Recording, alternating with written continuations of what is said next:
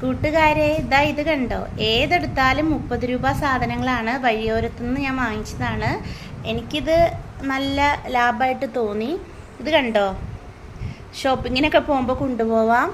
ഇതാ ഈ ബാസ്ക്കറ്റ്, അരി കഴുകണത്, പച്ചക്കറി കഴുകണത് കണ്ടില്ലേ, ബ്രഷ്, അരിപ്പ, മുറം,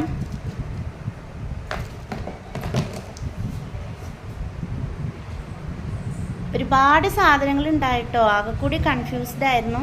എന്നാലും ഈ പ്ലാസ്റ്റിക് സാധനങ്ങൾ നമ്മൾ ഉപയോഗിക്കുമ്പോൾ ഒരു കാര്യം ശ്രദ്ധിക്കുക, ചൂട് തട്ടാത്ത രീതിയിൽ പ്ലാസ്റ്റിക് സാധനങ്ങൾ ഉപയോഗിച്ചാൽ കുഴപ്പമില്ല.